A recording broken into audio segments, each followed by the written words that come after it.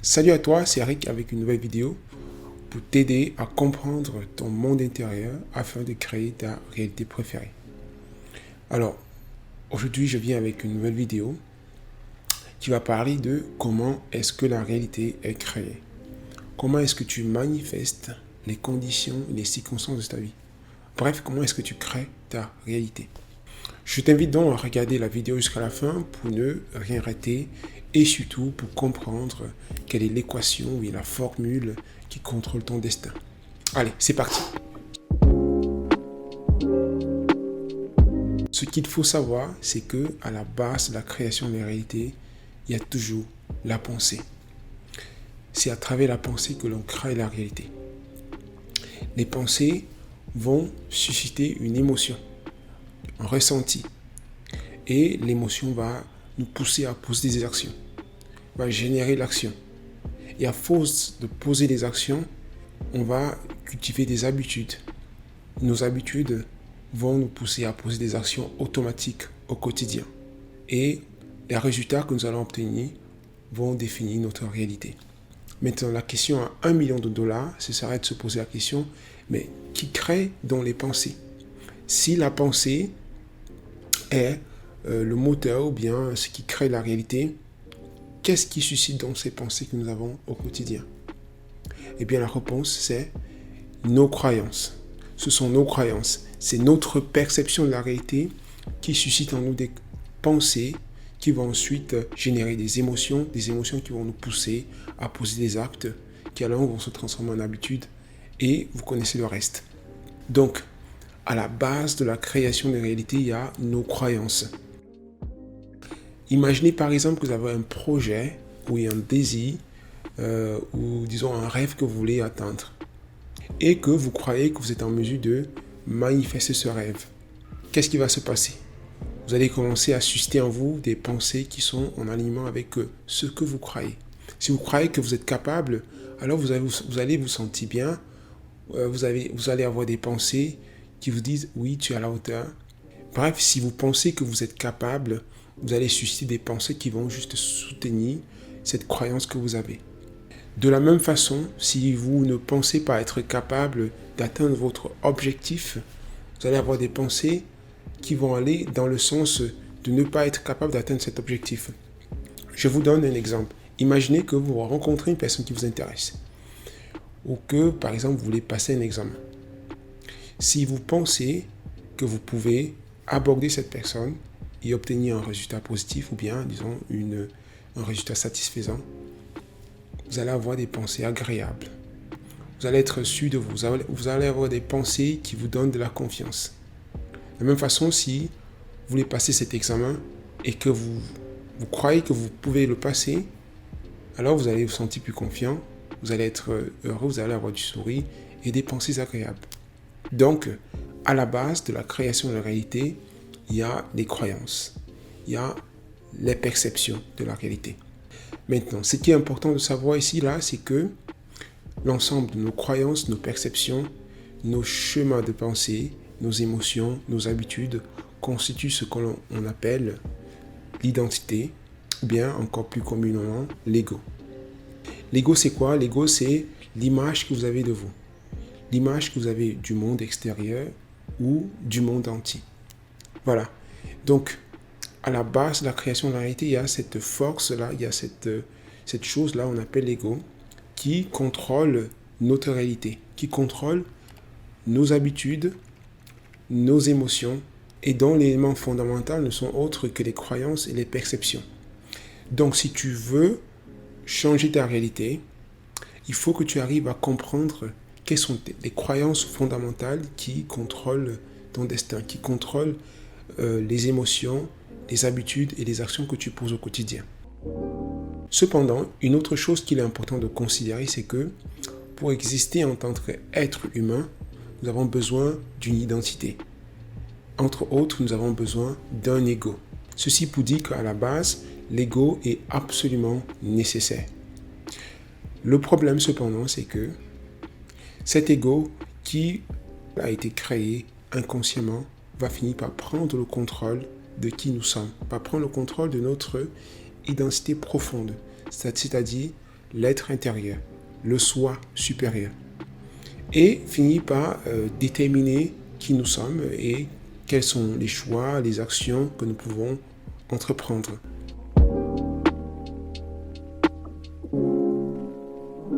Alors, voici donc le schéma classique à travers lequel nous créons notre réalité.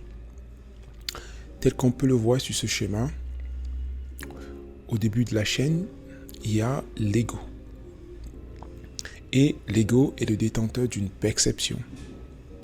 Une perception qui va nous amener à créer des croyances sur la réalité. Ces croyances vont susciter des pensées qui vont déclencher des émotions.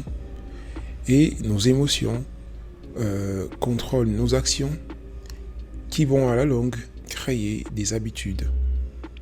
Et c'est à travers nos habitudes que nous créons la réalité. Donc voici le schéma classique du processus de création de la réalité. Alors, je vais vous donner un exemple. Si par exemple votre perception de la réalité, votre perception dominante de la réalité est la perception selon laquelle votre valeur dépend du monde extérieur, vous allez avoir, tendance à créer les croyances telles que je ne suis pas assez bien, ou bien encore il y a quelque chose qui ne va pas chez moi. Et ces croyances vont générer des pensées qui vont vous pousser à avoir des émotions telles que la honte, l'apathie, la tristesse ou la colère. Ces émotions vont générer des actions ou ce que j'appelle encore des non-actions. Vous allez par exemple avoir peur de dire ce que vous pensez, peur d'approcher les gens, peur de vous faire remarquer, essayer de vous faire tout petit pour être accepté par votre entourage, essayer, d'être une personne gentille, adorable, juste pour vous faire accepter. À la longue, vous allez cultiver des habitudes, par exemple être une personne solitaire, une personne qui est silencieuse, une personne qui est timide, qui ne dit pas ce qu'elle pense, qui ne dit pas ce qu'elle veut. Voilà. Et cela va donc vous amener à créer une réalité dans laquelle vous n'avez pas ce que vous voulez, en termes relationnels, en termes de travail. Vous ne parvenez pas à réaliser les choses qui sont les plus importantes pour vous. Vous allez être dans une réalité où vous n'avez pas d'amis ou, vous n'avez pas de vrais amis. Parce que justement, vous n'arrivez pas à exprimer ce que vous êtes réellement.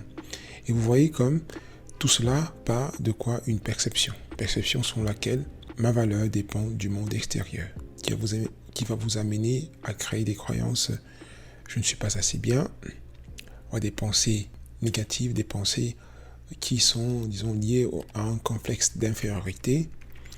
Et ainsi, vous allez avoir des émotions de colère, de tristesse, honte, générer des actions qui correspondent à ces émotions, etc. jusqu'à créer cette réalité dans laquelle vous n'avez pas ce que vous voulez parce que vous n'êtes pas la personne que vous voulez vraiment être. Ça, c'est donc le schéma classique à travers lequel nous créons notre réalité. Pour reprendre le contrôle sur son pouvoir de créer la réalité, il faut d'abord comprendre son ego.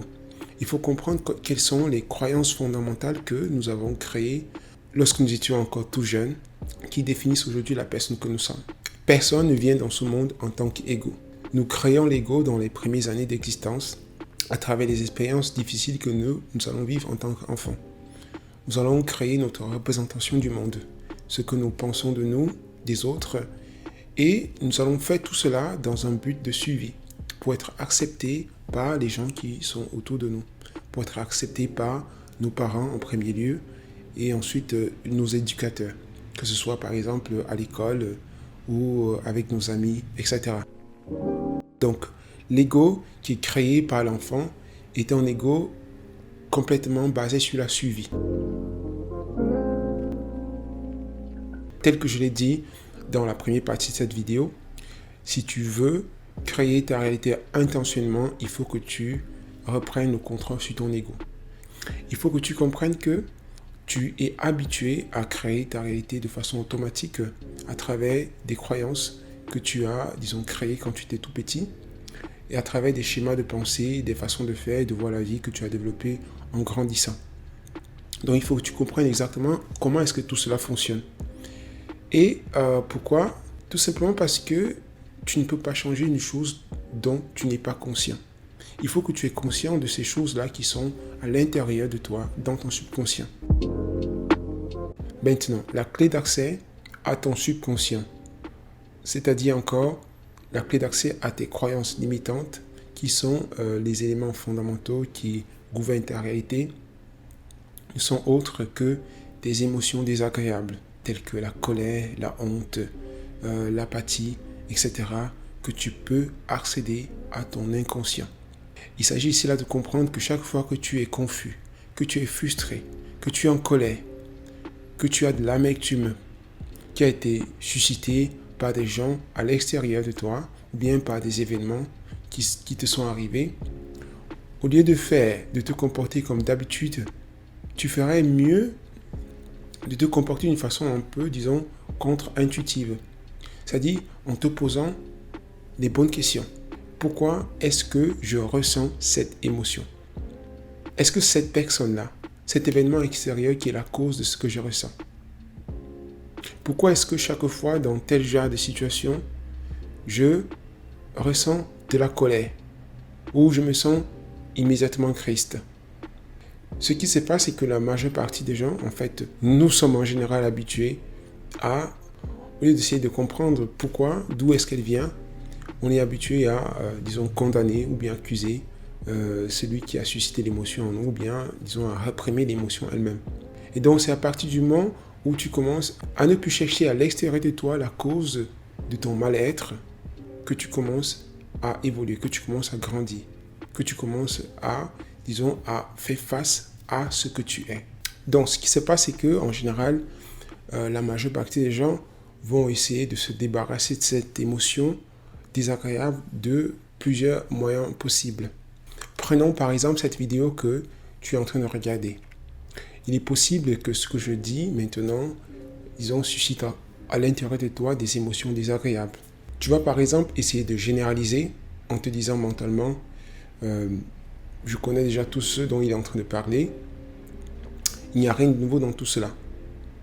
Et la question c'est, si tu connaissais vraiment toutes ces choses-là que je suis en train de raconter ici, là, tu ne serais pas là et tu ne ressentirais pas cette émotion-là.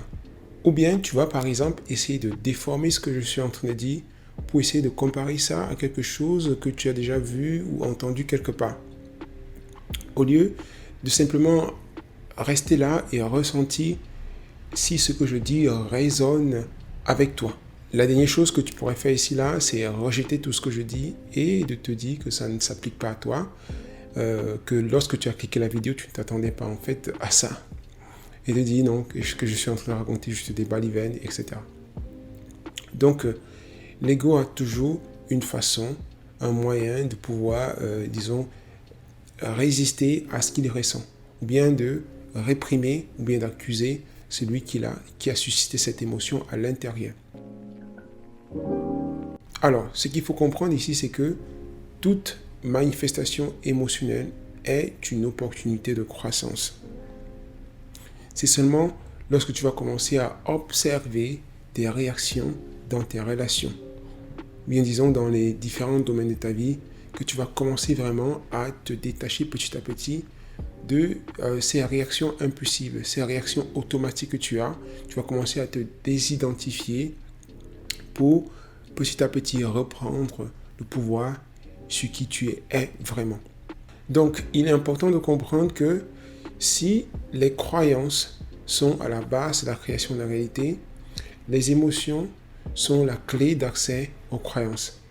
Donc, pour dénicher tes croyances limitantes, c'est à travers tes émotions que tu peux avoir accès à ton inconscient. Cette possibilité-là de comprendre pourquoi est-ce que tu tends à réagir d'une certaine façon dans les différentes situations de ta vie.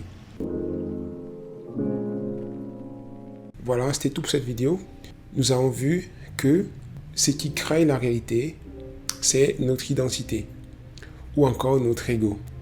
Mais qu'en fait, si nous voulons créer la réalité intentionnellement, il faut que nous arrivions à reprendre le contrôle sur notre ego, c'est-à-dire notre identité. Notre identité est constituée de nos croyances fondamentales qui vont générer des émotions, qui vont ensuite à leur tour générer des actions qui à la longue vont générer des habitudes.